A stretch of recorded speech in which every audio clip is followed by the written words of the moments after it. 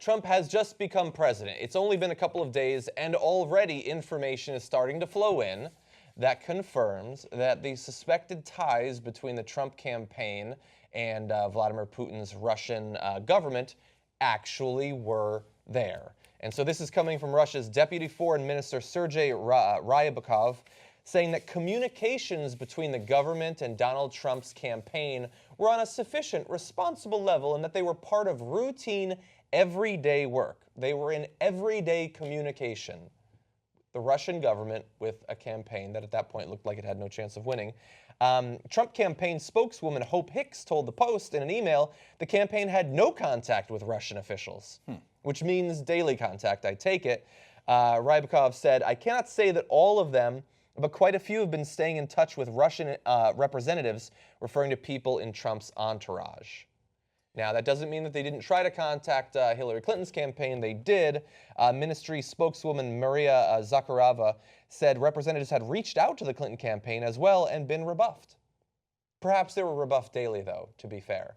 Yeah. And by the way, there's I wouldn't consider it fully confirmed links, but there is a pro-Kremlin political analyst who says that there is evidence that the Russian government did help a little with WikiLeaks. Again, doesn't mean the information wasn't authentic and doesn't mean that it shouldn't have been analyzed, but the people who were like, no, you can't say that anyone with a vested interest in getting Trump elected would have possibly assisted them, that is going to look increasingly, day by day, like the ridiculous fantasy that it was during the general election.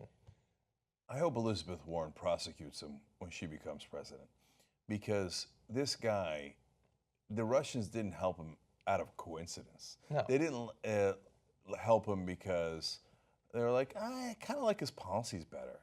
No, there are financial ties. And now that he's got almost unstoppable power because he's got the Republican Congress behind him, he will abuse it. Yeah. So he will make deals with these guys in ways that will shock the conscience.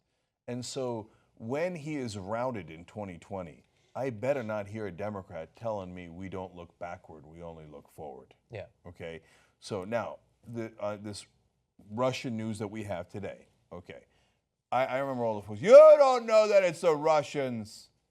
Well, we do now. How do we know? Because the Russians told us. Yeah.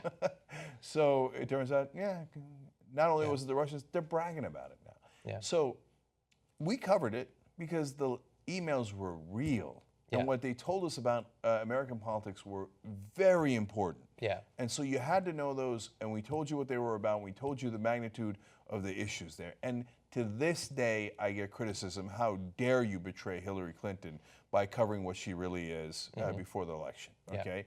Yeah. But at the same time, there were not only right-wingers, but a lot of progressives saying, defending motherland Russia. We think it should be covered, at least the parts that have policy implications, because they're accurate.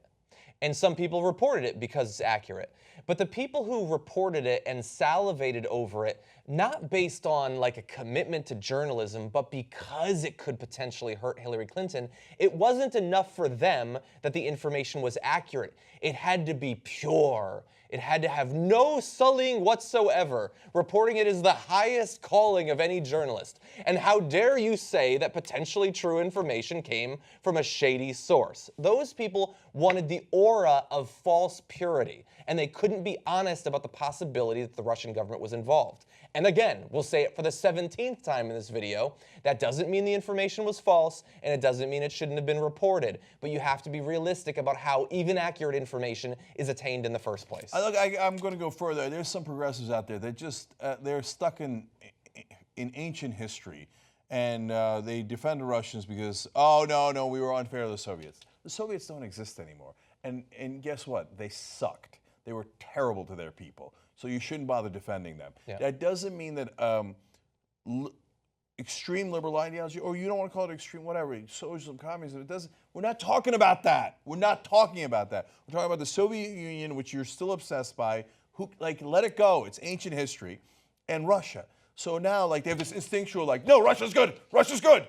We're being unfair to Russia. We're being really unfair. You know who's in charge of Russia? Vladimir Putin. I got news for you. He's not a progressive. No, he's not a progressive. He's a really bad guy that has seized power there and labeled members of the LGBT community as the outsiders that are causing problems, etc. Seized local power, killed local democracy in Russia. And there's some people, every time I say it, no, you're being unfair to Russia. They walked into Crimea. You're being unfair to Russia. What do you mean I'm being unfair? They took it. It's theirs now. They still have it. Yeah. That's a reality. Yeah. So wakey, wakey, if you're a progressive who's in love with Russia, because if you were in Russia, Putin would not be in love with you. Yeah, and look, I will say this sort of stuff. I think that we should talk about this as, let's be honest, a bit of a told you so. And if more information, the links come out, we will report it. But I doubt we'll talk too much more about this. But going forward, so you think it's more about the business side. I think for Trump, it is about the business side. But I think from Putin's point of view, sure, he'd like to enrich the Russian oligarchs who are all his buddies in his inner circle. But I think for him, it's more with Trump. Then the U.S. clears out of Syria. He can do whatever he wants. Assad can do whatever they want. Crimea, obviously, we're not going to take that back. The Ukraine, God only knows what could potentially happen there. And we know all the stuff that Trump was saying throughout the primary about NATO. God knows what other countries could fall next that will simply not defend. And I think from Putin's point of view, he would do anything to get Trump elected if it means that he can just waltz into whatever Eastern European country he wants.